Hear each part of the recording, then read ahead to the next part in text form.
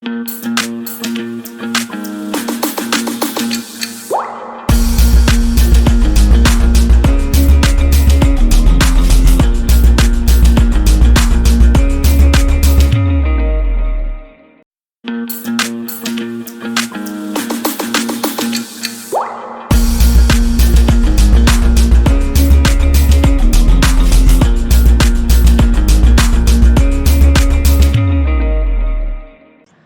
everyone, welcome back to the Layman Way and let's continue our lecture जहाँ पे हम 2022 के PYQs देख रहे हैं। चलिए बिना देरी के जल्दी से स्टार्ट करते हैं and let's continue our lecture. तो हम यहाँ पर थे इस क्वेश्चन पे। चलो ये अगला क्वेश्चन देखते हैं कैसे करेंगे। A man started from home at 14:13 hours, मतलब 2:30 बजे उसने अपने घर से स्टार्ट किया, ठीक है। तो 2:30 बजे उसने घर से स्टार्ट किया, ठीक है, and drove to a village, एक गांव गया वो। Arriving there when the village clock indicated 15, 3:15 बज रहा था उस क्लॉक में। जो विलेज की क्लॉक थी वो अपने घर से निकला, और विलेज पहुंचा। तो विलेज की जो क्लॉक थी उसमें ये 3:15 हो रहा था, ठीक है, okay. After staying for 25 minutes, तो यहाँ वो 25 मिनट्स रुका, तो 25 मिनट रुका होगा, तो अब विलेज की क्लॉक शो कर रही होगी 15:40, है ना। 25 मिनट इसमें प्लस कर दो, तो अब विलेज की क्लॉक शो कर रही होगी 15:40, ठीक है। इसके बाद ही drove back by a different route of length. अब ये जब यहाँ से वापस घर गया तो इसने दूसरा रूट लिया, ठीक है। यहाँ पे रूट अलग था, रूट 1, यहाँ पे रूट अलग है, रूट 2। अच्छा, मान लो इसका लेंथ अगर x था, मान लो ये डिस्टेंस x था, तो ये है 1.25 टाइम्स ऑफ x, ठीक है। 1.25 टाइम्स बड़ा है ये रूट, है ना, first root. At a rate twice as fast, तो मान लो यहाँ पे इसकी स्पीड जाने की थी v, तो यहाँ पे है इसकी 2v, है ना, 2 गुना स्पीड से गया, 2 गुना फास्ट गया। आफ्टर रीचिंग होम एट 16, तो 4 बजे ये घर पहुँचा, 4 बजे घर पहुँचा, मतलब जब घर पहुँचा तो उसकी घड़ी में 4 बज रहा था, उसके घर की घड़ी में 4 बज रहा था, ठीक है। As compare to the clock at home, the village clock is इतने मिनट स्लो, इतने मिनट्स फास्ट, इतने मिनट्स फास्ट, इतने मिनट स्लो, है ना। तो बेसिकली हमसे ये बोला जा रहा है कि ये जो विलेज की घड़ी है ना, ये कुछ अलग है, या तो स्लो है या तो फास्ट, हमको नहीं पता क्या है, बट आपको बताना ही क्या है, ठीक है। तो अगर हम ध्यान से देखें, ठीक है, तो एक्चुअली में इसने डिस्टेंस कवर किया x और इसकी स्पीड थी v, तो टाइम कितना लगा होगा रूट 1 में?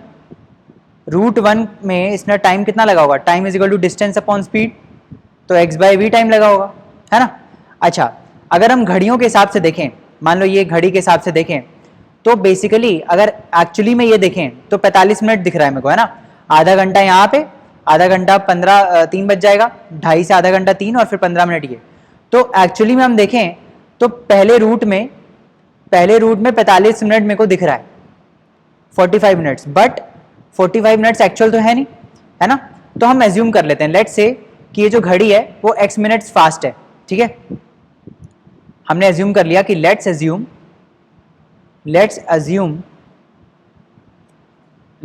यहां पे लिख देता हूं, let's assume village clock is x minutes fast. ये x मिनट्स फास्ट है ना, ठीक है, समझ में आई। x मिनट्स क्या है? फास्ट है। अच्छा, x मिनट्स फास्ट होने का क्या मतलब है? फास्ट मतलब एक्चुअली में जो टाइम है वो कम हो रहा है, बट ये ज़्यादा दिखा रही है ना। तो ये जो 45 मिनट जो ये डिफरेंस आया है, क्या एक्चुअल टाइम 45 मिनट होगा कि 45 मिनट से कम होगा? तो ऑब्वियस आंसर है 45 मिनट से कम होगा, है ना, कम होगा, क्योंकि ये तो घड़ी फास्ट है ना, एक्चुअल में टाइम तो कम हुआ है ना। तो बेसिकली रूट वन में जो इसको टाइम लगा है वो 45 मिनट्स नहीं है, वो 45 माइनस x मिनट्स है। x मिनट्स इसलिए क्योंकि ये x मिनट्स घड़ी फास्ट है ना, इतना टाइम उसको लगा है रूट 1 में, and that is nothing but x/v, है ना, x/v। सिमिलर तरीके से रूट 2 में अगर हम देखें, रूट 2 की बात करते हैं, तो रूट 2 में ये हमको घड़ी पता है ये x मिनट फास्ट है ना, मतलब टाइम जो है वो 15:40 नहीं हुआ है, 15:40 थोड़ी हुआ है, हो सकता है 15:35 हुआ हो या 15:30 हुआ हो, है ना। तो यहाँ पे ये जो डिफरेंस आ रहा है, मतलब यहाँ पे कितने का डिफरेंस आ रहा है? 20 मिनट का, है ना। ये डिफरेंस कितना आ रहा है, 20 मिनट आ रहा है। तो एक्चुअली में 20 मिनट थोड़ी लगा होगा, उसको 20 मिनट से ज़्यादा लगा होगा, क्योंकि यहाँ 15:40 थोड़ी हो रहा है, यहाँ तो हो सकता है 15:30 हो रहा हो या 15:35 हो रहा हो, कुछ भी हो सकता है, x मिनट फास्ट माना है ना हमने। तो बेसिकली ये जो टाइम आया है √2 में, दैट इज 20 मिनट्स। 20 मिनट्स कैसे आया है, 15:40 से लेकर 4 बजे तक कितने मिनट्स हुए, 20 मिनट्स हुए। बट एक्चुअली में उसको 20 मिनट्स थोड़ी लगा है, एक्चुअली में तो उसको 20 मिनट से x मिनट ज़्यादा लगा है, क्योंकि ये घड़ी तो फास्ट है ना बेटा, ये वाली 15:40 वाली घड़ी तो फास्ट है, x मिनट्स। तो एक्चुअली में टाइम तो कम हुआ है, यहाँ पे एक्चुअल टाइम कम हुआ है, बट ये ज़्यादा दिखा रहा है ना। तो इसीलिए इसको टाइम यहाँ पे ज़्यादा लगा है, दैट इज 20 + x। और वो कितना लगा होगा, ये डिस्टेंस कितना है 1.25, तो 1.25 x अपॉन स्पीड कितनी है 2v, दैट इज 2v। ये आ गया। अब इसको सॉल्व करना कुछ है ही नहीं इसमें, देखो कैसे, ये हटा दो पॉइंट यहाँ से, 125/200 इंटू x/v, और x/v की वैल्यू हम यहाँ से रख सकते हैं, x/v इज नथिंग बट, ये x/v आएगा ना यहाँ से, देखो ये x/v is nothing but 45 - x, तो यहाँ पे रख दो 45 - x। इसको सॉल्व करो, 20 + x इज इक्वल टू 25 5 जा 125, और ये क्या आ जाएगा 25 8 जा, है ना, 5/8।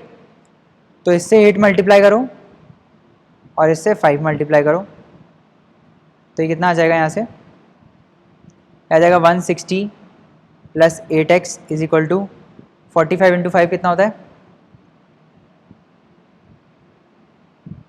5 5 = 25, 5 4 = 20 + 2 225, 225 - 5x, तो ये इधर ले जाओ, 13x इज इक्वल टू 225 - 160, 5 में से 0 गया 5, 12 में से 6 गया 65, ये आ गया 65, तो x आ गया 5 मिनट्स। तो बेसिकली जो हमने माना था दैट वाज करेक्ट। ये जो विलेज की घड़ी है दैट इज़ 5 मिनट्स फास्ट, ये जो घड़ी है दैट इज़ 5 मिनट फास्ट, तो आंसर क्या हो जाएगा डी, है ना। क्लियर है बात, समझ में आई, तो आंसर हो जाएगा D, that is 5 minutes fast. आगे बढ़ते हैं, आ जाओ। 6 person ABCDENF are sitting equidistant from each other around a round table, है ना। तो एक राउंड टेबल है, 6 लोग बैठे हैं, ठीक है, इक्वी डिस्टेंस बैठे हैं, ठीक है भाई, 1 2 3 4 5 और 6, है ना। Who is sitting on the immediate left of A, ये बताना है हमको। इन्फॉर्मेशन क्या दिया है, B is sitting opposite to C and D. अच्छा, B is sitting opposite to C, तो बी जो है वो सी के अपोजिट बैठा है, और डी जो है वो ई के अपोजिट बैठा है, डी जो है वो ई के अपोजिट बैठा है, ठीक है। F is sitting on the immediate left of B, जो एफ है वो इमीडिएट लेफ्ट ऑफ बी में है, मतलब यहाँ पे होगा ये,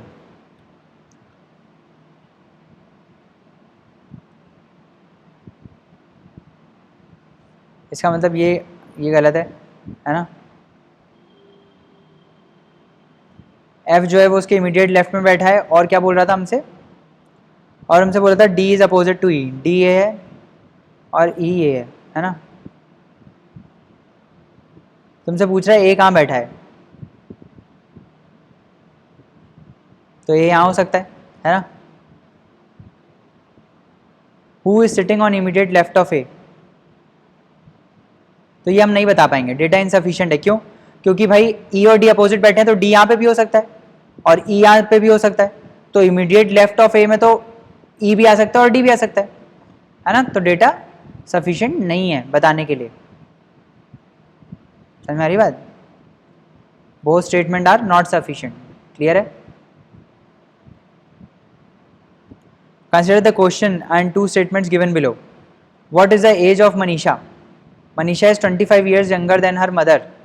तो लेट से मनीषा की जो एज है, लेट से जो मनीषा है उसकी एज x है, ठीक है, और उसकी मदर की एज y है।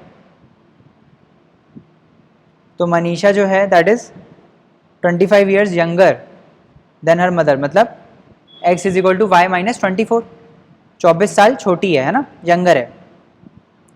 5 ईयर्स लेटर, 5 साल बाद इसकी एज हो जाएगी x + 5, और मदर की हो जाएगी y+5। 5 साल बाद their ages are in the ratio and her mother will be in ratio 3:5। तो एक और इक्वेशन मिल गई हमको, x/y upon y+5 is equal to 3/5।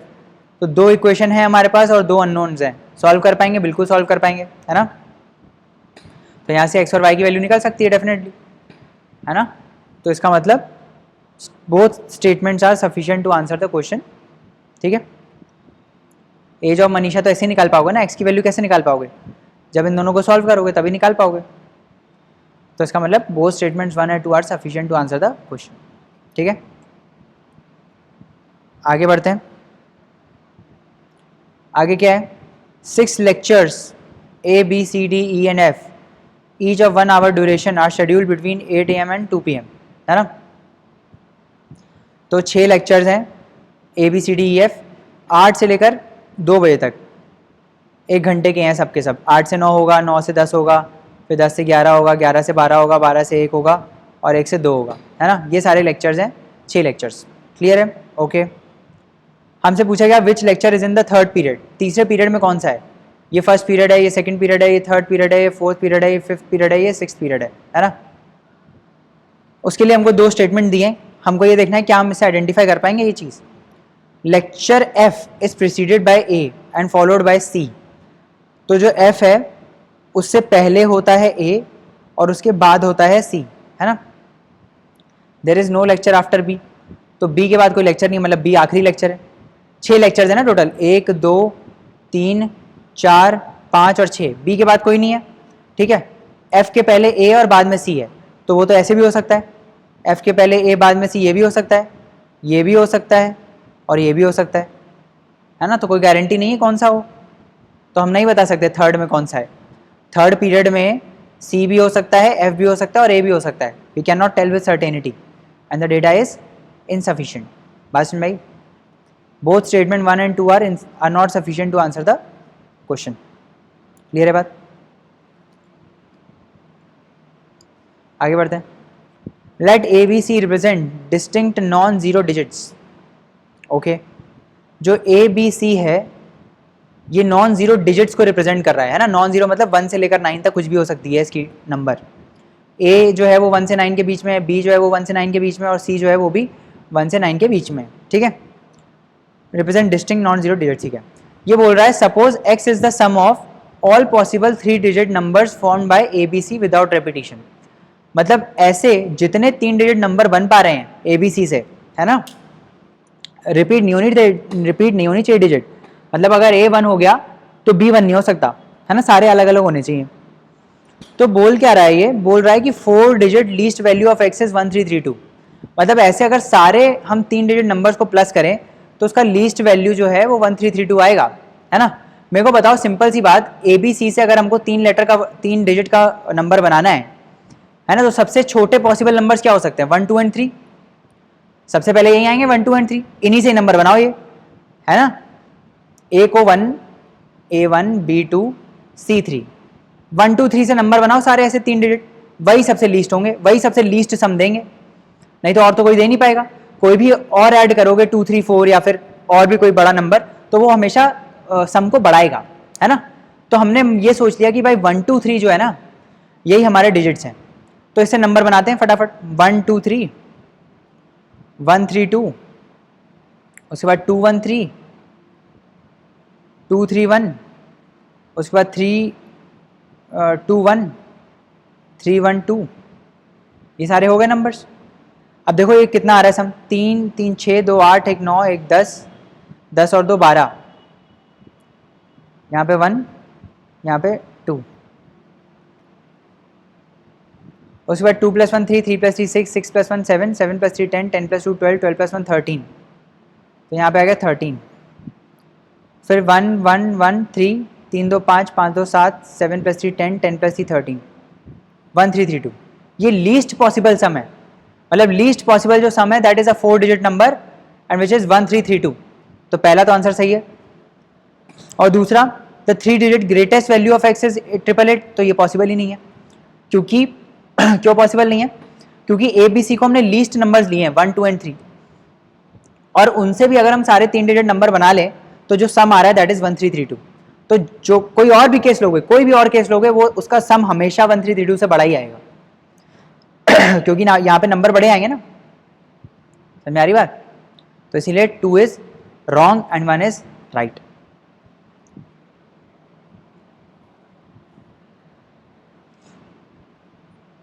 चलो आगे बढ़ते हैं। There are 8 equidistant points on a circle. तो एक सर्कल है,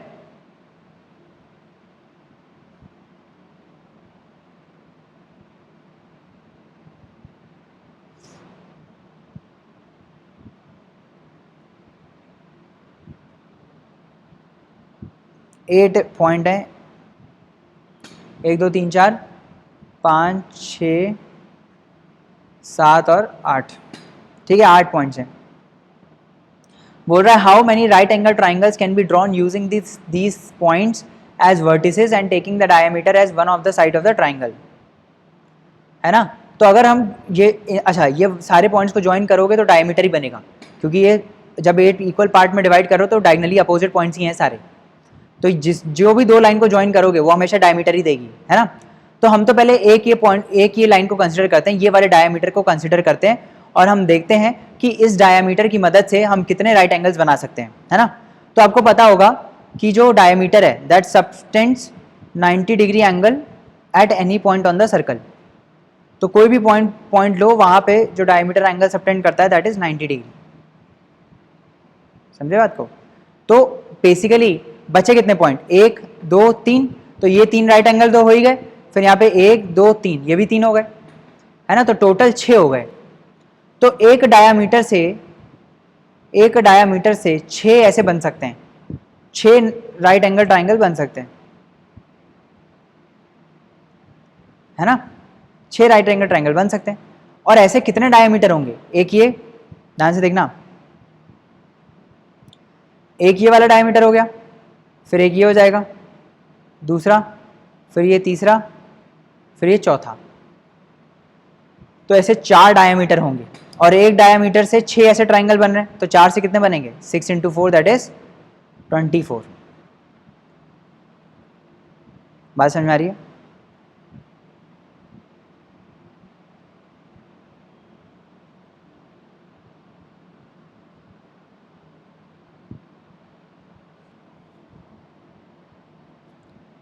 समझ में आई बात, है ना? तो ये कितने हो गए, 24 हो गए, है ना? करेक्ट।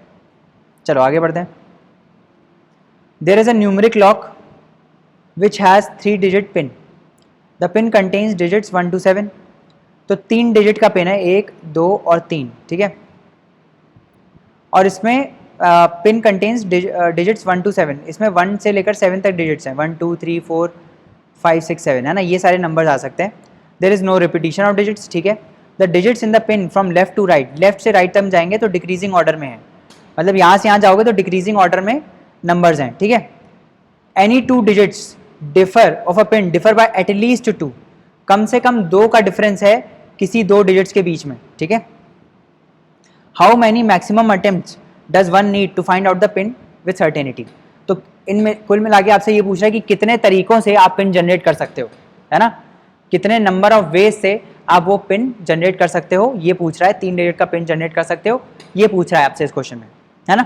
तो हम तो सबसे बड़े नंबर से स्टार्ट करेंगे, 7 से, है ना? 7 से अगर स्टार्ट किया तो इससे पहला वाला नंबर कम से कम 2 का डिफरेंस तो होना चाहिए, तो यहाँ पे 5 आ सकता है, और 5 से ऊपर 3 आ सकता है, एक ये पॉसिबिलिटी है ना? फिर हमने कहा एक और पॉसिबिलिटी है, 7 हो, यहाँ पे 5 हो, और यहाँ पे 3 ना होकर 2 हो जाए, क्योंकि डिफरेंस तो अभी भी 2 है या उससे ज़्यादा है, एटलीस्ट 2 होना चाहिए ना, मैक्सिमम थोड़ी बोला है, तो ये 2 से ज़्यादा है, ये भी पॉसिबिलिटी है। फिर एक 7 हो जाए, फिर 5 हो जाए, फिर 1 हो जाए, ये भी पॉसिबिलिटी है ना? ये भी पॉसिबिलिटी है, क्लियर है? अच्छा, एक और पॉसिबिलिटी है, 7 हो जाए, यहाँ पे 5 की जगह 4 हो जाए, 4 हो जाए वो भी चलेगा, क्योंकि डिफरेंस तो अभी भी 2 या 2 से ज़्यादा है। फिर 4 और आगे वाले में 2 का डिफरेंस एटलीस्ट हो, तो ये 2, ये पॉसिबिलिटी है। फिर ऐसे ही 7 4 और 1 की भी पॉसिबिलिटी है, ये भी पॉसिबिलिटी है ना? और क्या पॉसिबिलिटी बन सकती है? 7 4 2 7 4 1, ये पॉसिबिलिटी बन सकती है। और 7, फिर 3 के साथ 2 और कम हो तो 1, ये पॉसिबिलिटी बन सकती है ना। इसके अलावा और कोई नहीं बनेगा, है ना, 7 के साथ और कोई नहीं बनेगा। क्लियर है बात? अच्छा, फिर 5 पे आ जाते हैं। अच्छा, फिर अब 6 पे आ जाते हैं। कितने हो गए? 1 2 3 4 5 6 हो गए ना। अब 6 पे आ जाते हैं। तो 6 पे आएंगे तो इससे जस्ट पहला वाला एटलीस्ट 4 होना चाहिए, और 4 से ऊपर वाला जस्ट एटलीस्ट 2 होना चाहिए। फिर 6, फिर 4 और ये 1, ये भी पॉसिबिलिटी है, ये भी हो सकता है। अच्छा, 6 यहाँ पे 3, यहाँ पे 1, ये भी पॉसिबिलिटी हो सकती है, क्योंकि 2 का डिफरेंस एटलीस्ट होना चाहिए, यहाँ तो 3 का डिफरेंस है, तो ये भी पॉसिबिलिटी हो सकती है 6, 3 और 1 वाली। इसके बाहर और कोई पॉसिबिलिटी नहीं है, इसके बाहर और कोई पॉसिबिलिटी नहीं है। अब देख लेते हैं 5 से। तो 5 और 2 दैट इज 3, 3 का 2 और 1, 5 के साथ एक ही पॉसिबिलिटी है, दैट इज दिस। और 4 के साथ तो आई गेस है ही नहीं, 4 के साथ तो है ही नहीं पॉसिबिलिटी, है ना। तो कितने नंबर हो गए टोटल? 1 2 3 4 5 6 7 8 9 और 1 मिला के ये 10। तो टोटल 10 ऐसे तरीके हो गए, है ना, जिससे हम पिन निकाल सकते हैं। और आंसर क्या हो गया? 10।